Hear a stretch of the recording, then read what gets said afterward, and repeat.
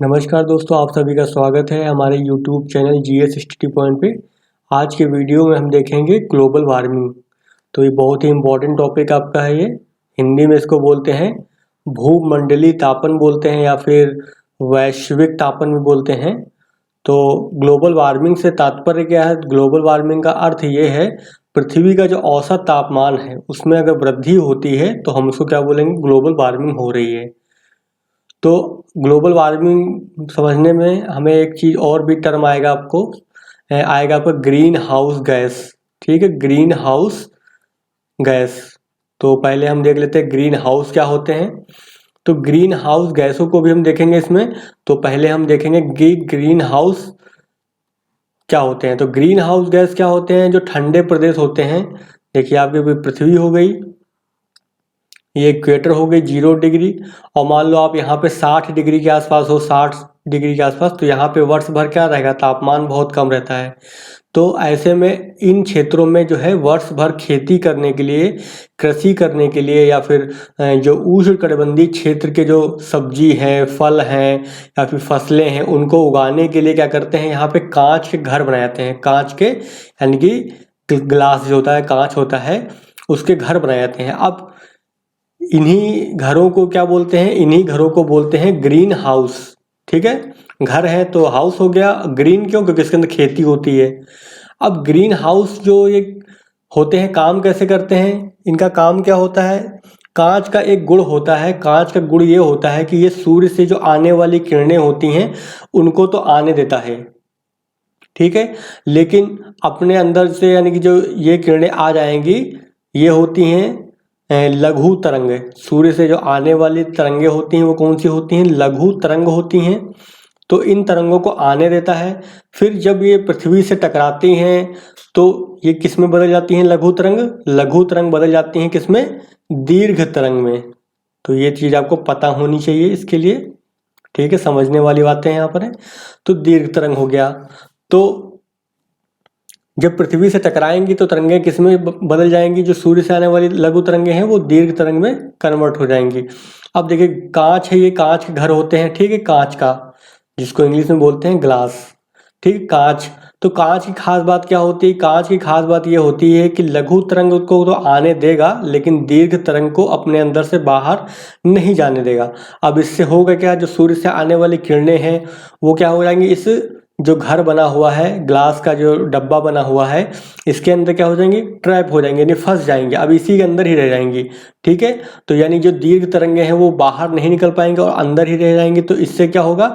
इस घर का तापमान, यानी जो ये क्षेत्र है, ये डब्बा है, ये कांच का घेरा बना हुआ है, ये इस कांच का घर बना हुआ है जिसको बोलते हैं ग्रीन हाउस, उसका तापमान क्या हो जाएगा? बढ़ जाएगा। क्यों? क्योंकि जो सूर्य का प्रकाश आ रहा है और जा नहीं वापस पा रहा है, तो ऐसे में क्या होगा?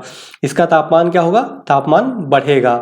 तो अब इसमें क्या होगा? अगर तापमान बढ़ जाएगा तो इसमें जो हम खेती कर सकते हैं, ऐसी खेती कर सकते हैं जो उष्णकटिबंधीय क्षेत्रों में की जाती थी। क्योंकि आसपास बाहर तो ठंडा तापमान है, टेम्परेचर कम है, लेकिन इस घर के अंदर तापमान क्या हो जाएगा? अधिक हो जाएगा। इसीलिए क्या बोलते हैं इनको? Green house. तो आप समझ गए होंगे ग्रीन हाउस क्या होता है। अब इसमें एक टर्म आएगा आपका ग्रीन हाउस गैसें। तो ग्रीन हाउस गैस जो होती है वो क्या होती है? ग्रीन हाउस जो गैस होती है, तो ऐसी गैसें, ठीक है, ऐसी गैसें जिनके अंदर ये गुण पाया जाता हो कि वो सूर्य से आने वाले जो लघु तरंग है उसको आने तो दे रही हैं लेकिन वापस जाने नहीं दे रही हैं। तो उन गैसों को क्या बोलेंगे हम? ग्रीन हाउस गैसें। जैसे एग्जाम्पल की बात करते हैं तो कार्बन डाइऑक्साइड हो गई, ठीक है, मीथेन हो गई, CH4 जिसको बोलते हैं, ठीक है। तो ये मुख्य गैसें हो गई आपकी। तो ये ग्रीन हाउस गैसें इनको बोलते हैं। क्यों? क्योंकि कार्बन डाइऑक्साइड भी क्या है? ऐसी ही गैस होती है जो सूर्य के प्रकाश जो लघु तरंग के रूप में होता है, शॉर्ट वेव में होता है, उसको आने तो देती हैं लेकिन ये वापस जाने नहीं देती हैं, ठीक है। तो लघु तरंग जो विकिरण होता है उसके लिए क्या है? पारदर्शी है, और जो दीर्घ तरंग विकिरण है उसके लिए क्या हो जाएगा? अपारदर्शी हो जाएंगी, ठीक है। अब इसको आप एग्जाम्पल से समझिए। ऐसे ये मान लो अर्थ हो गई आपकी, ठीक है, ये पृथ्वी हो गई आपकी। अब हम उसके चारों तरफ बना देंगे एटमॉस्फेयर। ये हो गया आपका एटमॉस्फेयर, ठीक है। अब मान लो सपोज दैट यहाँ पे सूरज हो गया और सूर्य से आने वाली विकिरण है ये, ठीक है। सूर्य से आ रही विकिरण।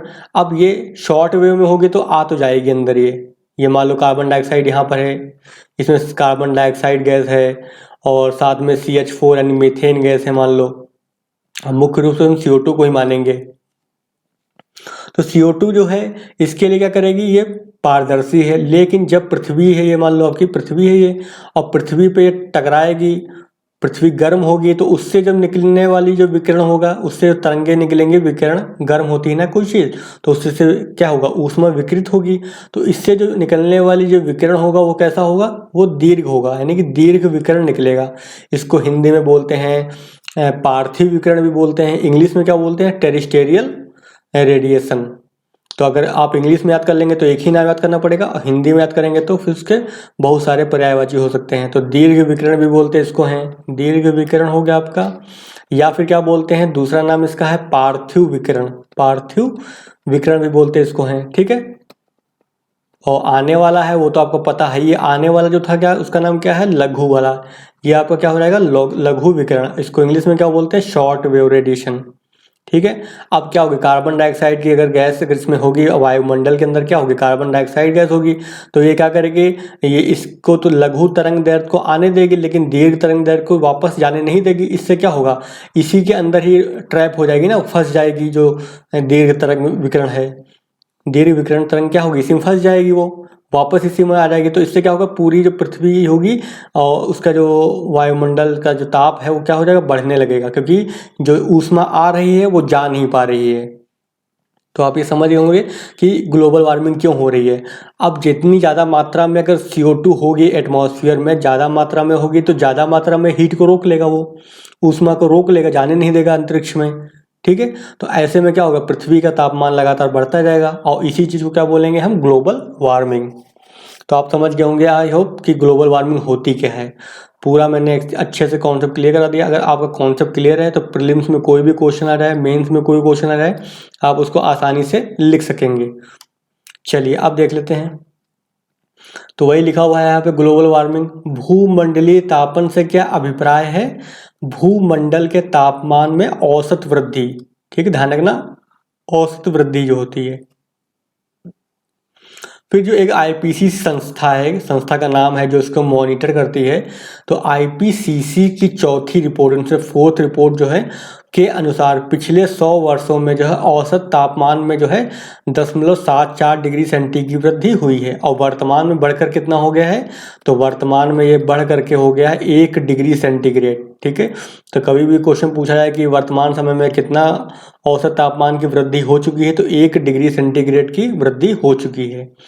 फिर मानवीय कारणों से, GHG मतलब ग्रीन हाउस गैस, ठीक है। तो समझ गए होंगे, जहाँ पे बात आएगी ग्रीन हाउस गैस तो आप समझ जाएंगे ऐसी गैस जो सूर्य से आने वाली किरणों के लिए तो पारदर्शी है, लेकिन जो पार्थिव विकिरण है या फिर दीर्घ विकिरण है उसके लिए क्या है, अपारदर्शी है।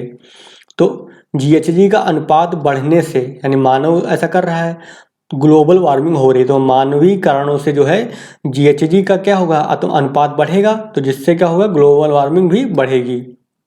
फिर दीर्घ विकिरण के लिए GHG क्या है, अपारगम्य होती है, हमने आपको पहले ही समझा दिया पूरा, ठीक है। जिससे क्या होगा, ज़्यादा ऊष्मा का संचयन होता है, यानी कि ऊष्मा जो है वो लगातार इकट्ठी होती जा रही है। चलिए आगे देख लेते हैं।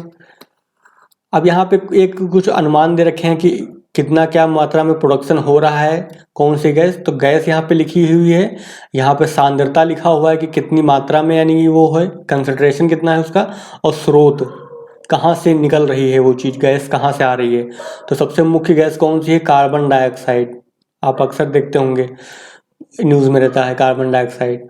तो कार्बन डाइऑक्साइड जो है 1800 ईयर्स, यानी कि 1800 जब साल का कितना था, 1800 साल था उस समय, और यहाँ पे 2005 में दिखाया गया है कितना बढ़ गया है। तो 1800 के समय जो CO2 का जो वायुमंडल है उसमें कंसंट्रेशन कितना था, 280 ppm। ppm का मतलब पार्टिकल्स पर मिलियन, ठीक है, 280 पार्टिकल्स पर मिलियन था ये। और 2005 में कितना बढ़ के हो गया 379 ppm हो गया। अब CO2 की बात करते हैं कहाँ से निकलती है, तो CO2 मुख्य रूप से कहाँ निकलती है, जो जीवाश्म ईंधन होते हैं, जैसे पेट्रोल हो गया, कोयला हो गया, गैस हो गई, ठीक, प्राकृतिक गैस होती है, और वन कटाव, तो यहाँ से क्या होती है, ये CO2 मुख्य रूप से निकलती है। फिर CH4 यानी मीथेन गैस की बात हो रही है, तो जो मीथेन गैस होती है वो क्या है 800 पार्ट्स पर बिलियन, ये बिलियन में मापा जाता है। तो 1800 में कितना था, ये 800 पर ppb था, जो 2005 में बढ़ के कितना हो गया है 1774 हो गई है। अब पूछा जाता है कि स्रोत कहाँ से निकलती है मीथेन गैस मुख्य रूप से, तो मीथेन गैस वहाँ से निकलती है जहाँ मुख्य रूप से क्या है, वनस्पति सड़ती और गलती है, यानी जहाँ पे जल भराव की स्थिति होती है, जल भराव हो और प्लस वहाँ पे वनस्पति हो, तो वहाँ से क्या निकलेगी, मीथेन गैस निकलेगी। तो धान के खेत होते हैं, आपने देखा होगा धान में हमेशा क्या होता है, पानी होता है ना, ज़्यादा मात्रा में भरा रहता है, उसको पानी की बहुत ज़्यादा आवश्यकता होती है, धान के खेत से निकलती है। फिर गाय, जो जानवर होते हैं, जो जैसे गाय हो गई, भैंस हो गई, तो उनके वो जुगाली करते हैं, यानी खाते चबाते रहते हैं खाने से, और उनके पेट में जो है मीथेन गैस बनती है, तो वो जो है वहाँ से स्रोत हो गया। फिर आर्द्र भूमि, तो आर्द्र भूमि बता दिया, जो दलदली क्षेत्र होता है उसको बोलते हैं वेटलैंड या फिर आर्द्र भूमि। फिर N2O यानी कि नाइट्रोजन के जो ऑक्साइड्स हैं, तो ये भी कैसी एक है, ग्रीन हाउस गैस है, ठीक है। तो ध्यान रखना, कभी भी ऑप्शन पूछेगा कि निम्नलिखित में से कौन सी ग्रीन हाउस गैस है, तो CO2 हो गई, CH4 यानी मीथेन हो गई, नाइट्रस के ऑक्साइड्स हो गए। तो 1800 में कितना था, 280 ppb था, और जो 2005 में बढ़ गया कितना होगा 319 ppb हो गया। ये मुख्य रूप से कहाँ निकलते हैं, तो सूक्ष्म जो जैविक क्रिया होती है, ठीक है, उसमें से निकलता है, और फर्टिलाइजर होता है वहाँ से निकलता है मुख्य रूप से, नाइट्रोजन के ऑक्साइड जो होते हैं, जीवाश्म ईंधन को जलाते हैं तो उसमें से भी निकलता है। फिर O3 जो ओजोन होती है, तो ये मुख्य रूप से जो क्षोभ मंडल की जो O3 होती है उसको हम मानते हैं, ये क्या मानते हैं, ग्रीन हाउस गैस, ठीक है। एक तो पाई जाती है समताप मंडल में, तो उसको नहीं मानते हैं, वो तो अच्छी है हमारे लिए, मानव जीवन के लिए, जो लेकिन जो क्षोभ मंडल होता है, जो ट्रोपोस्फेयर है, समताप मंडल के नीचे जो होता है, यानी ये अर्थ हो गई, अर्थ के ऊपर जो 15 किलोमीटर की लेयर होती है, इसको क्या बोलते हैं, क्षोभ मंडल बोलते हैं। तो इसमें अगर बनती है O3 बनती है, तो ये हमारे लिए, मानव के लिए क्या होती है, हानिकारक होती है, ठीक है, सांस लेने वाली बीमारियां पैदा करती है ये O3। तो ये O3 जो है ये मुख्य रूप से कैसे बनती है, ये प्रकाश रासायनिक क्रिया से मुख्य रूप से बनती है। और अगली गैस जो कितनी है, वो CFC है, यानी क्लोरोफ्लोरोकार्बन। तो ये भी क्या है आपकी है, वो है ग्रीन हाउस गैसें हैं, GHG है ये। तो कभी भी आपसे अगर ऑप्शन पूछा जाता है कि निम्नलिखित में से कौन सी गैसें जो हैं ग्रीन हाउस गैस हैं, तो कार्बन डाइऑक्साइड CO2 हो गया, मीथेन हो गई, नाइट्रोजन के ऑक्साइड्स हो गए, ओजोन हो गई, और CFC हो गई। और इसके साथ ध्यान के लिए जो जलवाष्प होती है, जलवाष्प, तो जलवाष्प भी क्या होती है, ये भी कैसा गुण रखती है, तो जलवाष्प के अंदर जो है ग्रीन हाउस गैस ये भी एक है, यानी कि जलवाष्प जो होती है, वो जो जल मतलब वायुमंडल में जो जल होता है गैसीय अवस्था में, तो उसको क्या बोलेंगे, हम जलवाष्प बोलेंगे, ठीक है। तो जलवाष्प जो होती है वो भी क्या है, ग्रीन हाउस गैस है, और ये भी जो है पृथ्वी के तापमान को ज़्यादा रखती है, बनाए रखती है, इसीलिए क्या बोलते हैं इसको, है पृथ्वी का कंबल बोलते हैं। क्योंकि अगर जलवाष्प अगर एटमॉस्फेयर में नहीं होगी, तो इससे क्या होगा, पृथ्वी का तापमान बहुत ही कम हो जाएगा, ठीक है। तो ये भी क्या करती है, पृथ्वी के गर्म रखने में सहायक होती है जलवाष्प। तो कभी भी क्वेश्चन पूछा जाए कि निम्नलिखित कौन सी गैस को या फिर किसे पृथ्वी का कंबल बोला जाता है, तो जलवाष्प को जो है पृथ्वी का कंबल बोला जाता है, ठीक है। चलिए आगे देख लेते हैं। तो हमने ये देख लिया कि मुख्य कौन सी गैसें हैं जो ग्रीन हाउस गैसें हैं, और जिनकी वजह से जो है ग्लोबल वार्मिंग हो रही है। तो मुख्य कारण कौन सा है, कार्बन डाइऑक्साइड सबसे ज़्यादा मुख्य कारण। अब देख लेते हैं कारण, अब ग्लोबल वार्मिंग क्यों हो रही है। तो पहला कारण क्या है, जनसंख्या विस्फोट, ठीक है। तो जनसंख्या विस्फोट एक मुख्य कारण है, क्योंकि कोई भी काम होगा तो जनसंख्या के लिए ही किया जा रहा है। अगर जीवाश्म ईंधन को जलाया जा रहा है, ठीक है, जीवाश्म ईंधन को यानी कोयले को या फिर पेट्रोल को जलाया जा रहा है, तो किसके लिए जलाया जा रहा है, वो जलाया जा रहा है जनसंख्या जो है उसकी आवश्यकताओं को पूरा करने के लिए। तो जब जनसंख्या बढ़ेगी, अगर मान लो जनसंख्या जो है बढ़ेगी, तो क्या होगा, जीवाश्म ईंधन ज़्यादा इस्तेमाल होंगे, और जीवाश्म ईंधन ज़्यादा इस्तेमाल होंगे तो CO2 जो है वो भी बढ़ेगी। तो वही लिखा हुआ 1850 में जनसंख्या कितनी थी, 1 अरब थी। 1 बिलियन, और 2012 तक कितनी हो गई, 7 अरब हो गई है। और वर्तमान समय में ये बढ़ करके कितना हो गई है, लगभग 8 अरब के आसपास, यानी कि 7.8 अरब के आसपास हो रही है। अभी डाटा जो है नया आया नहीं है। फिर क्या है, कृषि भूमि का विस्तार। तो जनसंख्या बढ़ी तो जनसंख्या के लिए क्या है, भोजन की आवश्यकताएं बढ़ी हैं। तो भोजन की आवश्यकता को पूरा करने के लिए क्या है, कृषि भूमि का जो है क्या किया गया, विस्तार किया गया, और साथ में गहन कृषि की गई। अब ऐसे में क्या होगा, ज़्यादा मात्रा में जो है मीथेन गैस निकलेगी वहाँ से। फिर मानव की आवश्यकता के लिए कि वन कटाव हुआ। तो आपको पता है जो पेड़ पौधे होते हैं क्या करते हैं, CO2 को क्या करते हैं, लेते हैं, और O2 को क्या करते हैं, बाहर निकालते हैं। ठीक है, तो अगर पेड़ कट जाएंगे तो CO2 जो कंज्यूम हो रही थी, जो पेड़ पौधे हैं वो खा जा रहे थे, मतलब उनका भोजन होता था वो, तो क्या होगा, वो CO2 बढ़ती जाएगी फिर एटमॉस्फेयर में। क्यों, क्योंकि वन कट गए। तो पेड़ों के कटाव से भी क्या होगा, ग्लोबल वार्मिंग होगी। क्यों, क्योंकि CO2 जो है वो कंज्यूम नहीं करेंगे, क्योंकि पेड़ बचेंगे नहीं, तो पेड़ नहीं बचेंगे तो CO2 को कंज्यूम नहीं कर पाएगा कोई। फिर नगरीकरण जो हो रहा है, तो लगातार जो है शहरीकरण हो रहा है, नगरीकरण हो रहा है, जिसके कारण क्या हो रहा है, पेड़ काटे जा रहे हैं। ठीक है, तो इसकी वजह से क्या होगा, ग्लोबल वार्मिंग होगी। फिर औद्योगिकरण, जो इंडस्ट्री वगैरह लग रही हैं, तो इसकी वजह से भी क्या होगा, ग्लोबल वार्मिंग हो रही है, क्योंकि ये सारी जो हैं कार्बन डाइऑक्साइड गैस को बढ़ाती हैं। और साथ में क्या होगा, कहीं पर उद्योग लगाए जाएंगे तो पेड़ों को काटा जाएगा वहाँ पर। ठीक है, और साथ में अगला दे रखा है विकास की क्रियाएं। तो अगला कारण क्या हो गया, मुख्य विकास की क्रियाएं। ठीक है, तो ये सारे कारण आप दिखा सकते हैं कि ग्लोबल वार्मिंग क्यों हो रही है। अब हम देख लेते हैं प्रभाव। तो जाहिर सी बात है, पृथ्वी का अगर तापमान बढ़ेगा तो क्या होगा, आप खुद ही सोचिए। अगर तापमान बढ़ेगा तो क्या होगा, ठंडी के दिन क्या हो जाएंगे, कम हो जाएंगे।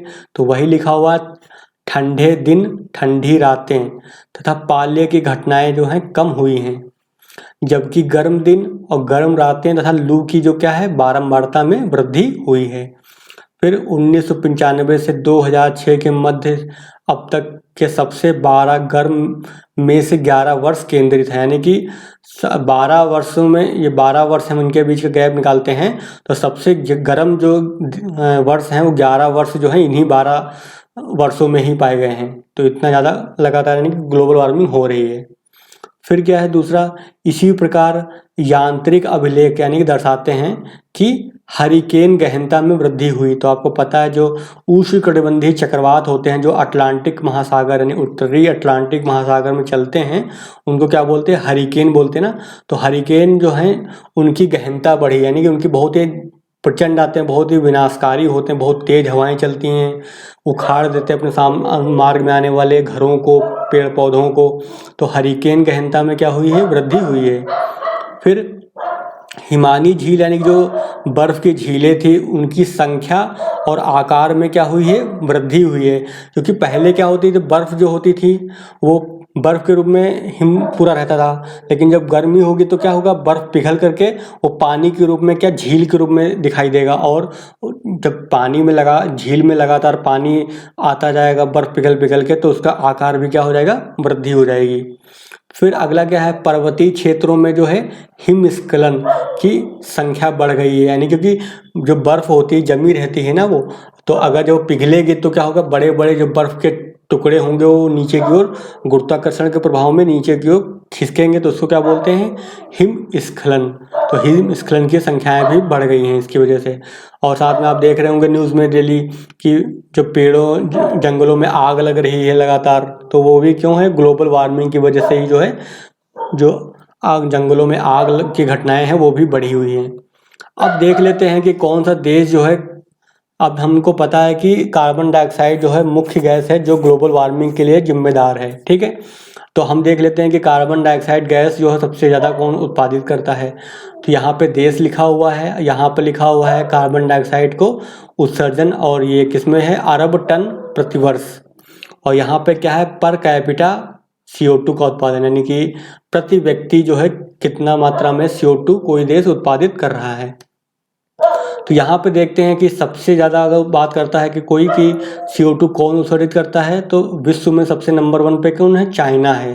ठीक है, ये कुल जितना उत्पादन हो रहा है CO2 का, उसका लगभग 6.1% अरब टन प्रति वर्ष करता है, ठीक है। तो 6.1 अरब टन प्रति वर्ष जो है ये उत्पादित करता है। पर कैपिटा इनकम यहाँ पे दे रखा है कितना, क्या चाइना का है तो 3.7 है। फिर लेकिन यूएसए की बात करते हैं तो यूएसए भी टॉप पे है, लेकिन किसमें है, प्रति व्यक्ति के आधार पर अगर देखते हैं तो क्या है, प्रति व्यक्ति के आधार पे जो है 20.1 ये जो है पर कैपिटा जो है ये करता है उत्पादन, ठीक है। तो सबसे ज़्यादा उत्पादन तो अगर बात करते हैं मात्रा में तो चाइना नंबर 1 पे है, लेकिन अगर बात करते हैं प्रति व्यक्ति के हिसाब से तो उसमें यूएसए जो है नंबर 1 पे आ जाएगा। फिर इसके बाद रूस का नंबर आता है, फिर भारत का नंबर जो है चौथा नंबर है। तो ये भी पूछ सकता है कि जो CO2 के उत्सर्जन में जो है भारत का जो विश्व में कौन सा स्थान है, तो 4th है। तो याद रखिएगा चौथा स्थान जो है, बाकी याद करने की जरूरत नहीं है। जापान है, फिर इसके बाद फिर जर्मनी है, फिर यूके है, कनाडा है, दक्षिण कोरिया है। तो ये सब चीज़ें जो आपको याद करने की कोई ज़रूरत नहीं है, ठीक है। चलिए आगे देख लेते हैं। अब देख लेते हैं अगर ग्लोबल वार्मिंग होगी तो उससे होगा क्या, यानी कि इसका परिणाम क्या होगा। तो ग्लोबल वार्मिंग होगी तो जाहिर सी बात है, अगर ग्लोबल वार्मिंग हो रही है तो जितना भी बर्फ़ है पूरी पृथ्वी पर वो क्या होगी, पिघलेगी। और पिघल करके सारा जो जल है कहाँ जाएगा, आपने देखा होगा नदियों के माध्यम से जल कहाँ जाता है, समुद्र में गिरता है, महासागरों में गिरता है। तो इसका मतलब क्या है, सब कुछ जो पानी जो है कहाँ जा रहा है, महासागरों में जा रहा है। तो इससे क्या होगा, महासागर जो है उसका समुद्र तल यानी कि क्या हो जाएगा, ऊंचा हो जाएगा। तो पहला यही होगा, परिणाम क्या होगा, समुद्र तल में क्या होगी, वृद्धि होगी। एक रिपोर्ट के अनुसार जो है 18 से जो है 59 सेंटीमीटर जो है 21वीं शताब्दी जो है, तो उसके अंत तक जो है यानी 21वीं शताब्दी तक जो है 18 से लेकर के 59 सेंटीमीटर का जो है समुद्र तल में वृद्धि होगी। ये IPCC की 2007 की रिपोर्ट के अनुसार है, ठीक है। फिर दूसरा क्या होगा, जो पारिस्थितिकी तंत्र है, ठीक है, इकोसिस्टम, उसके सकल उत्पादक में क्या होगी, गिरावट आएगी। और साथ में क्या होगा, जैव विविधता जो है, बायोडाइवर्सिटी होती है, उसमें क्या होगी, कमी आएगी। तो ये सब तो हमें पता ही है कि जैव विविधता क्या होती है, बायोडाइवर्सिटी, इससे पहले की वीडियो में हमने देख भी लिया था। तो अगर ग्लोबल वार्मिंग होगी तो सबसे बड़ी समस्या क्या होगी, जो पारिस्थितिकी तंत्र है तो उसका जो सकल उत्पादक यानी जो ग्रॉस प्रोडक्शन होता है उसमें क्या होगी, कमी आएगी। तो ध्यान रखिएगा। और साथ में जो बायोडाइवर्सिटी है उसमें भी क्या आएगी, कमी आएगी। क्यों, क्योंकि तापमान बढ़ेगा तो अधिक तापमान में जो प्रजाति सर्वाइव कर पाएगी, मुकाबला कर पाएगी उस तापमान का, वही जीवित रह पाएगी, बाकी क्या हो जाएंगी, वो नष्ट हो जाएंगी। फिर अगला क्या है, जो फसल प्रतिरूप। तो फसल प्रतिरूप में क्या होगा, परिवर्तन हो जाएगा। तो फसल प्रतिरूप का मतलब क्या होता है कि कौन सी फसल बोई जाती है। तो जहाँ पे ज़्यादा पानी होगा वहाँ पे धान की खेती होती है, जहाँ पे तापमान कम होगा वहाँ गेहूं की खेती होती है। तो फसल प्रतिरूप में क्या होगा, परिवर्तन हो जाएगा। अगर जहाँ पे पहले पानी उपलब्ध था, अगर मान लो बाद में पानी ग्लोबल वार्मिंग की वजह से पानी की कमी आ जाएगी तो वहाँ पे फिर धान की खेती नहीं हो पाएगी। या फिर जहाँ पे तापमान पहले कम था तो वहाँ पे गेहूं को उगाया जा सकता था, लेकिन अब क्या है, तापमान बढ़ेगा तो गेहूं की खेती वहाँ पे नहीं कर पाएंगे, ठीक है। तो वही लिखा है, फसल प्रतिरूप में क्या हो जाएगा, परिवर्तन हो जाएगा। फिर क्या है, उष्णकटिबंधीय भागों में जो है तापमान की अधिकता के कारण अनेक फसलों का क्या होगा, उत्पादन अवरुद्ध होगा, यानी कि उसको उत्पादन करना मुश्किल हो जाएगा या फिर नहीं किया जा पाएगा। तथा उत्पादकता जो होती है उसमें क्या होगी, गिरावट आएगी। किंतु जो ठंडे शीतोष्ण प्रदेश हैं, ठीक है, जहाँ पे यानी कि ठंडा प्रदेश है, बर्फ जमी रहती है, तो ठंडे प्रदेशों में क्या होगा, कृषि भूमि के अंतर्गत क्षेत्र का विस्तार होगा। क्योंकि वहाँ की बर्फ पिघल जाएगी तो नीचे की जो मिट्टी मिलेगी वहाँ पे हम खेती को कर सकेंगे। तो यही है कि जो शीतोष्ण प्रदेश यानी जो ठंडे प्रदेश हैं या फिर कम गर्म प्रदेश हैं, वहाँ पे क्या होगा, कृषि भूमि के अंतर्गत क्षेत्र का क्या होगा, विस्तार होगा। फिर क्या होगा, उष्णकटिबंधीय फसलें जो हैं शीतोष्ण कटिबंध की तरफ विस्थापित होंगी। क्योंकि जो उष्णकटिबंध फसलें होंगी वो अब कहाँ उगाई जाएंगी, शीतोष्ण कटिबंधीय की तरफ जो है विस्थापित होंगी, यानी कि वहाँ पर भी धान वगैरह उगाए जा सकते हैं। चलिए आगे देख लेते हैं। अगला क्या है, हिमानियाँ पिघलेंगे, यानी जो हिम क्षेत्र हैं वो बर्फ यानी बर्फ के जो क्षेत्र होते हैं तो उनको बोलते हैं हिमानी बोलते हैं। तो हिमानियाँ जो पिघलेंगी इससे भी क्या होगा, सागर तल ऊपर उठेंगे।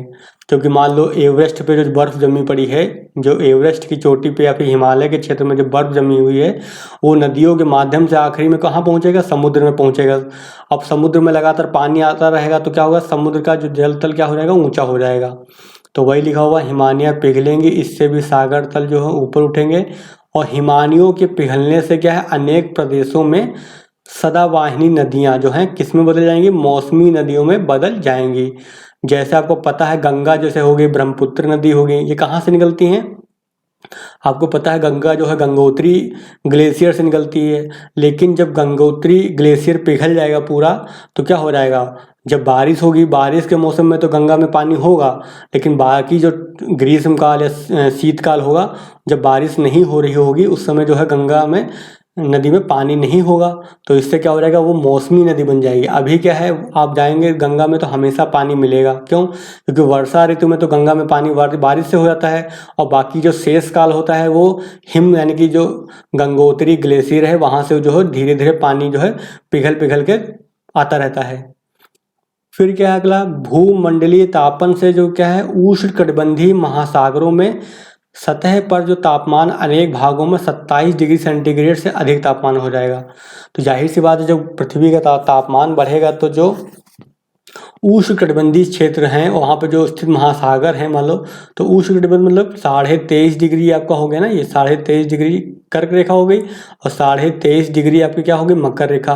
तो इन दोनों के बीच वाले जो क्षेत्र में जो है जो महासागर पड़ेंगे वो क्या हो जाएंगे, उनका तापमान बहुत ही अधिक हो जाएगा, उनके यानी जो सतह का तापमान है वो अधिक बढ़ जाएगा, यानी 27 डिग्री सेंटीग्रेड से भी अधिक हो जाएगा। अब ये ऐसे में होगा कि ज़्यादा तापमान होगा तो फिर यहाँ पे चक्रवात ज़्यादा आएंगे, उष्णकटिबंधीय चक्रवात ज़्यादा बनेंगे। फिर अगला क्या है आपका, यहाँ पे जलवायु परिवर्तन होगा। तो क्या होगा, विश्व वर्षण प्रतिरूप बदलेगा, यानी जो विश्व का जो वर्षा का जो प्रतिरूप है उसका जो है उसमें भी परिवर्तन आएगा।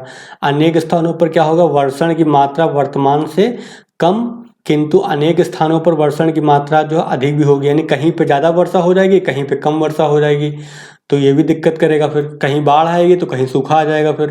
फिर भारतीय मानसून पर जो इसका क्या है, प्रतिकूल प्रभाव पड़ेगा। तो भारतीय जो मानसून है उस पर भी जो ग्लोबल वार्मिंग हो रही है इसका जो क्या है, नकारात्मक प्रभाव पड़ेगा, यानी कि कहीं ज़्यादा वर्षा हो जाएगी, कहीं बिल्कुल वर्षा नहीं होगी। तो ऐसे में क्या होगा, भारत में एक जगह सूखा पड़ा होगा तो दूसरी जगह जो है बाढ़ ही होगी, तो ये बड़ी बड़ी समस्या हो जाएगी। फिर क्या है, जलवायु जो परिवर्तन से क्या है, बीमारियों और महामारियां जो होती हैं उनका जो है प्रतिरूप क्या हो जाएगा, बदल जाएगा।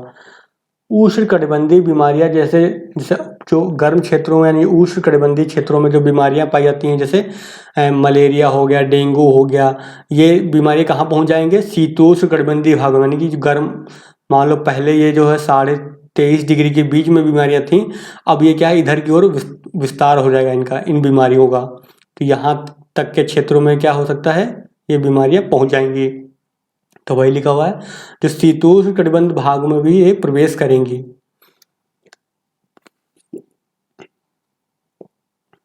तो ये हमने देख लिया। अब देख लेते हैं अब इसका समाधान क्या है। ठीक है, जो ग्लोबल वार्मिंग हो रही है इसका समाधान क्या है।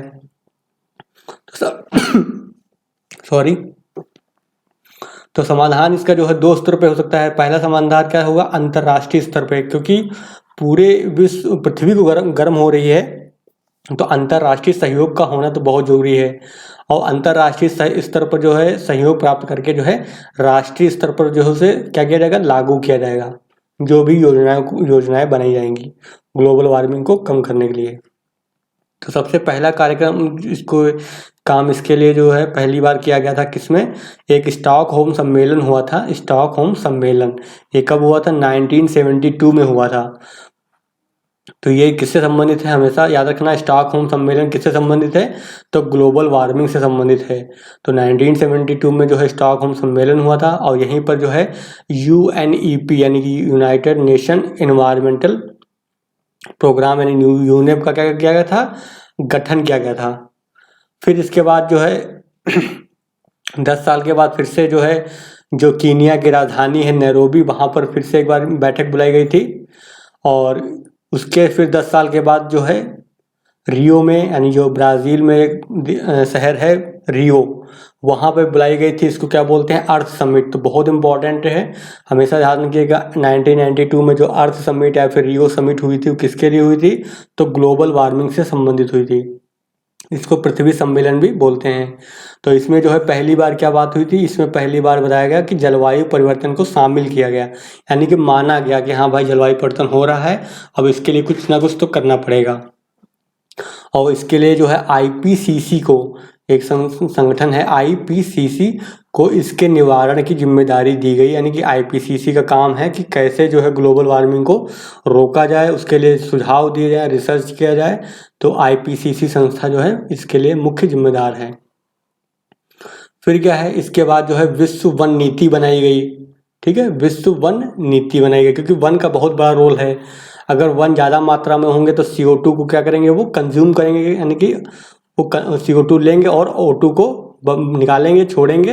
वन जो होते हैं तो CO2 को जो है कम करने के लिए जो विश्व वन नीति को बनाया गया। फिर क्या है, 21वीं शताब्दी के लिए जो एजेंडा निर्धारित किया गया, जिसका उद्देश्य क्या है, समगतिशील विकास, यानी कि अब ऐसा विकास की बात होने लगी थी जो समगतिशील विकास, यानी सस्टेनेबल डेवलपमेंट की बात होने लगी थी। फिर जो UNFCC एक संगठन बनाया गया था, UNFCC, इसका फुल फॉर्म क्या है, United nation framework convention on climate change.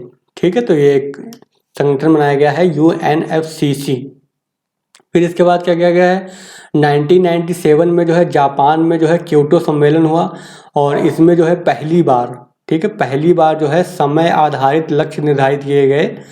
और यानी कि ये कहा गया कि हम 30 औद्योगिक देश जो हैं, जो बड़े बड़े देश हैं, 30 औद्योगिक देश, वो 2008 से लेकर 2012 में अपने 1990 के जो हैं ग्रीन हाउस गैस का उत्सर्जन 5.2% कम करेंगे। यानी कि इन्होंने बताया जो 30 बड़े औद्योगिक देश हैं वो 2008 से लेकर 12 के समय के बीच में ग्रीन हाउस गैस का जो उत्सर्जन कर रहे हैं उसमें कितनी कमी लाएंगे, 5.2% की कमी लाएंगे। और ये किस स्तर पे होगा, आधार वर्ष का लेंगे 1990 के स्तर पे। ठीक है, चलिए इसके बाद फिर क्या काम किए गए, तो फिर इसके बाद जो है 2005 में यह प्रोटोकॉल से संधि बन गई। तो पहले प्रोटोकॉल आया था क्योटो प्रोटोकॉल, उसके बाद इसको 2005 में इसको क्या बना देगा, संधि बना दी। संधि क्या होती है, बाध्यकारी होती है, ऐसा करना ही पड़ेगा। ठीक है, तो संधि बनाई गई और इस पर जो कितने देशों ने हस्ताक्षर किए, 192 देशों ने इसको सहमति दी और इस पर हस्ताक्षर किए। फिर 2002 में क्या हुआ, 2002 में जो है दक्षिण अफ्रीका के जोहान्सबर्ग में जो है ESSD सम्मेलन हुआ था। इसमें जो क्या बात आई थी, जो 5 मुख्य मुद्दों की जो है पहचान हुई इसमें। तो ESSD सम्मेलन हुआ था, जो कहाँ हुआ था, दक्षिण अफ्रीका का एक शहर है जोहान्सबर्ग में, तो वहाँ पे हुआ था। और इन्होंने जो है 5 मुद्दों को जो है प्रमुखता दी गई थी इस सम्मेलन में। पहला क्या था, जल सुरक्षा था। दूसरा क्या था, ऊर्जा सुरक्षा। स्वास्थ्य सुरक्षा तीसरा मुद्दा।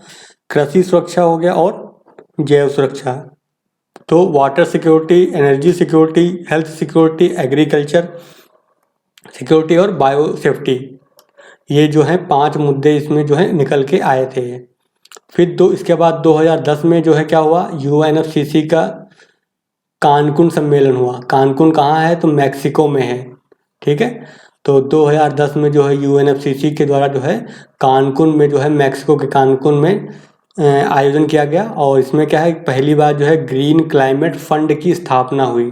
ठीक है, और ग्रीन टेक्नोलॉजी के विकास पर बल दिया गया, यानी कि ऐसी टेक्नोलॉजी का विकास करना जिससे जो है पर्यावरण को लाभ मिले, पर्यावरण को हानि ना पहुंचे। और इसमें क्या बात की गई, 2020 तक जो है $100 बिलियन ग्रीन क्लाइमेट फंड स्थापित किया जाएगा, ऐसा इन्होंने प्रॉमिस किया गया था। इसके बाद जो है पेरिस की जो संधि हुई थी, तो पेरिस में भी जो है यही बात हुई थी कि 2020 तक जो है $100 बिलियन ग्रीन क्लाइमेट फंड की स्थापना की जाएगी।